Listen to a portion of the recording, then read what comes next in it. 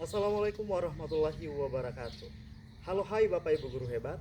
Saya Bahrul Fajri, guru bahasa Inggris SMA Negeri 2 Kasimba. Kali ini saya akan membagikan praktik baik saya tentang implementasi pembelajaran mendalam dengan metode Team Game Turnamen. Menjadi guru bahasa Inggris di pedesaan, khususnya di SMA Negeri 2 Kasimbar, saya dihadapkan berbagai macam situasi. Kondisi sekolah bisa dibilang masih sederhana dengan keterbatasan sarana dan prasarana pendukung, seperti perangkat digital, akses internet yang belum stabil, dan minimnya sumber belajar cetak yang memadai. Karakter peserta didik pun cukup beragam, sebagian besar berasal dari latar belakang keluarga petani dan nelayan dengan kemampuan dasar bahasa Inggris yang masih sangat terbatas. Dari hasil pengamatan dan asesmen awal, saya menemukan bahwa motivasi belajar bahasa Inggris di kalangan peserta didik masih rendah. Mereka menganggap bahasa Inggris sulit, membosankan, bahkan tidak relevan dengan kehidupan sehari-hari. Saat saya memberikan latihan menulis atau membaca teks, banyak dari mereka yang memilih jalan pintas, menggunakan kecerdasan artifisial seperti Google Translate dan ChatGPT tanpa berusaha memahami proses berpikir di balik teks tersebut. Akibatnya, kemampuan berpikir kritis dan keterampilan berbahasa otentik tidak berkembang. Saya mengenalkan materi analytical exposition text kepada mereka dan sebagian besar kesulitan membedakan antara pendapat dan fakta. Kondisi ini membuat saya perlu mencari strategi pembelajaran yang mampu mengubah kelas menjadi ruang belajar yang aktif, menantang, dan menyenangkan, namun tetap menekankan proses berpikir mendalam. Dalam semangat kurikulum merdeka dan dimensi profil lulusan, saya ingin menghadirkan pembelajaran yang tidak hanya berorientasi pada hasil, tetapi juga pada proses berpikir kritis, kolaboratif, dan reflektif.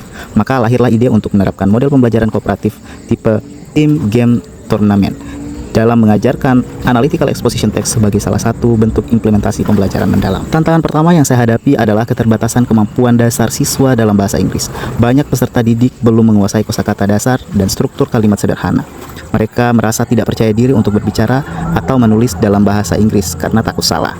Tantangan kedua adalah rendahnya motivasi belajar siswa, cenderung pasif dan enggan terlihat aktif dalam diskusi. Mereka lebih suka menyalin jawaban dari internet atau menggunakan aplikasi AI ketimbang berusaha berpikir sendiri. Tantangan berikutnya adalah kurangnya sarana pembelajaran digital dan infrastruktur di sekolah. Di kelas tidak dilengkapi proyektor, hanya ada 2 proyektor yang digunakan secara bergantian oleh guru mata pelajaran. Koneksi internet juga sering tidak stabil. Belum lagi mati lampu juga sering. Sehingga saya harus memikirkan bagaimana cara pembelajaran tetap interaktif tanpa terlalu bergantung pada perangkat. Selain itu, kebiasaan baru siswa yang terlalu bergantung pada AI menjadi tantangan tersendiri. Di satu sisi, AI bisa menjadi alat bantu belajar yang baik, namun di sisi lain, jika digunakan tanpa arahan, dapat membuat peserta didik kehilangan kemampuan berpikir kritis dan orisinalitas dalam menulis. Tantangan terakhir adalah bagaimana menciptakan pembelajaran mendalam di tengah kondisi tersebut. Saya harus memastikan bahwa siswa tidak hanya memahami struktur teks analytical exposition, tetapi juga mampu mengekspresikan pendapat mereka sendiri secara kritis, logis, dan kontekstual. Untuk menjawab tantangan tersebut, saya merancang pembelajaran dengan model Team Game Turnamen sebagai sarana implementasi pembelajaran mendalam. Model ini menekankan kolaborasi, kompetisi sehat, dan tanggung jawab individu dalam kelompok. Saya percaya melalui permainan dan kerja tim, siswa dapat lebih termotivasi dan belajar secara bermakna. Dalam melakukan perencanaan pembelajaran, saya memulai dengan menganalisis capaian pembelajaran dan menyesuaikannya dengan kebutuhan siswa.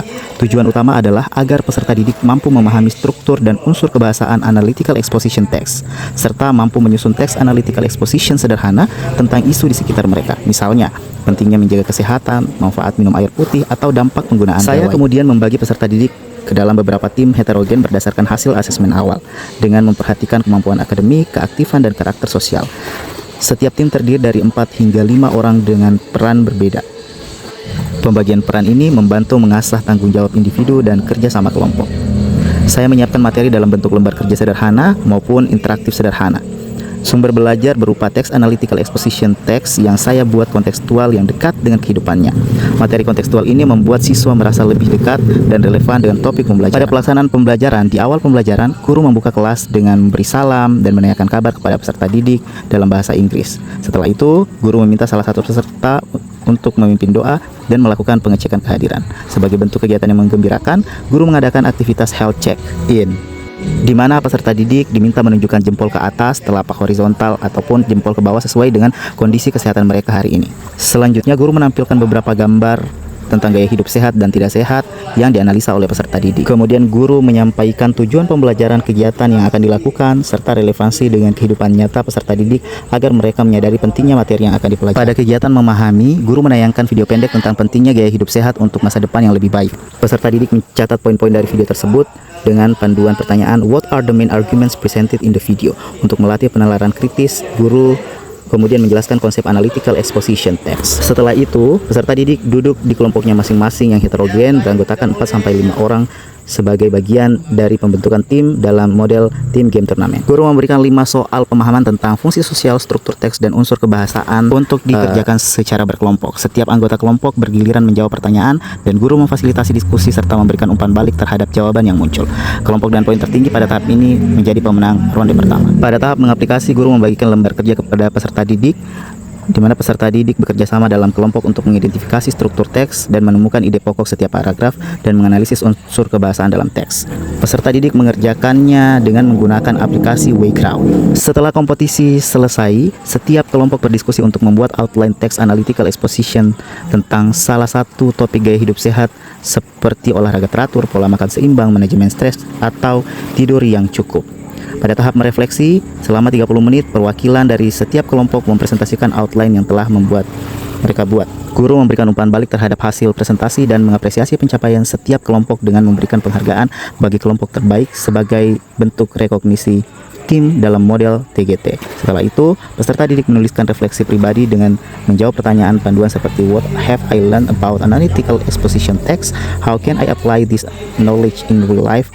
What difficulties did I face and how did I overcome them?" untuk menumbuhkan kesadaran diri terhadap proses belajar yang telah dijalani. Pada kegiatan akhir, guru bersama peserta didik menyimpulkan kembali pembelajaran hari ini mengenai fungsi sosial, struktur teks, dan unsur kebahasaan analytical exposition text. Peserta didik kemudian melakukan self-assessment dengan mengisi daftar periksa pemahaman tentang materi yang telah dipelajari. Kemudian guru memberikan umpan balik umum terhadap proses pembelajaran dan hasil kerja peserta didik, lalu menjelaskan rencana pembelajaran berikutnya, serta memberikan tugas individu untuk membuat teks analytical exposition text yang lengkap berdasarkan outline kelompok yang telah dibuat. Sebagai penutup yang menggembirakan, guru mengajak peserta didik melakukan kegiatan One Healthy Promise, di mana setiap peserta menyebutkan satu kebiasaan sehat yang akan mereka praktikkan selama seminggu ke depan. Kegiatan pembelajaran diakhiri dengan doa bersama dan salam penutup dari guru. Penilaian saya lakukan secara berdiferensiasi dan autentik. Ada penilaian individu melalui turnamen dan refleksi diri, serta penilaian kelompok dari hasil proyek dan presentasi. Umpan balik diberikan secara langsung melalui diskusi serta secara tertulis pada lembar refleksi siswa. Sebagai refleksi, melalui penerapan tim game turnamen sebagai bentuk implementasi pembelajaran mendalam, saya merasakan perubahan yang signifikan pada peserta didik maupun pada diri saya sendiri. Yang pertama, perubahan peserta didik. Pertama, motivasi belajar meningkat pesat. Kelas yang sebelumnya pasif menjadi penuh energi. Yang kedua, kemampuan berpikir kritis siswa mulai tumbuh. Mereka dapat membedakan fakta dan opini serta mampu memberikan alasan yang logis dalam menyampaikan argumen. Dan yang ketiga, kemampuan kolaborasi mereka meningkat melalui kerja tim dan turnamen. Mereka belajar menghargai perbedaan, mendengarkan ide teman, serta memahami bahwa keberhasilan kelompok bergantung pada kontribusi setiap anggota. Perubahan pada diri saya sendiri sebagai guru, saya juga mengalami pembelajaran bermakna. Saya menyadari bahwa di tengah keterbatasan sarana, kreativitas dan kepekaan terhadap kebutuhan siswa jauh lebih penting. Saya belajar untuk tidak bergantung sepenuhnya pada teknologi, tetapi menggunakan secara bijak dan proporsional. Model TGT ini juga membantu saya menerapkan prinsip pembelajaran berdiferensiasi. Setiap siswa mendapatkan peran dan kesempatan untuk berkontribusi sesuai potensinya. Sementara itu, pembelajaran mendalam memastikan bahwa mereka tidak hanya tahu apa, tetapi juga memahami mengapa dan bagaimana. Pengalaman menerapkan implementasi pembelajaran mendalam melalui tim game turnamen pada materi analytical exposition text memberikan pelajaran berharga bahwa pembelajaran tidak harus mewah tetapi harus bermakna. Di tengah keterbatasan sarana, guru masih bisa menjadi inovator yang menyalakan semangat belajar dengan kreativitas, refleksi, dan ketulusan. Praktik baik ini menjadi bukti bahwa pembelajaran mendalam tidak hanya tentang memahami teks tetapi juga tentang memahami diri, teman, dan kehidupan di sekitar kita, serta bagaimana pengetahuan dapat digunakan untuk membuat perubahan positif. Assalamualaikum, perkenalkan saya Rayla Theria, salah satu tenaga pengajar di SMK Negeri Ampi Babo, yang juga merupakan Ketua Komunitas Belajar Bersama Guru Bahasa Inggris Provinsi Sulawesi Tengah. Saya merasa sangat terinspirasi oleh sahabat saya, Bapak Bahrul, seorang guru yang tidak hanya menerapkan pembelajaran mendalam di kelasnya, tetapi beliau juga aktif menyebarkan semangat itu ke lintas sekolah, termasuk di sekolah kami, SMK Negeri Ampi Babo. Melalui pendekatan yang reflektif, kontekstual, dan berpusat pada siswa, beliau telah menunjukkan bahwa pembelajaran bukan sekedar mentransfer ilmu, melainkan proses membangun makna bersama. Saya menyaksikan langsung bagaimana beliau memfasilitasi diskusi antar guru, berbagi praktik baik, dan mendorong kami untuk berani mencoba hal baru. Kehadirannya bukan hanya sekedar sebagai fasilitator, tetapi juga sebagai penggerak perubahan. Saya percaya apa yang beliau lakukan adalah contoh nyata dari guru yang belajar, berbagi, dan berdampak. Terima kasih.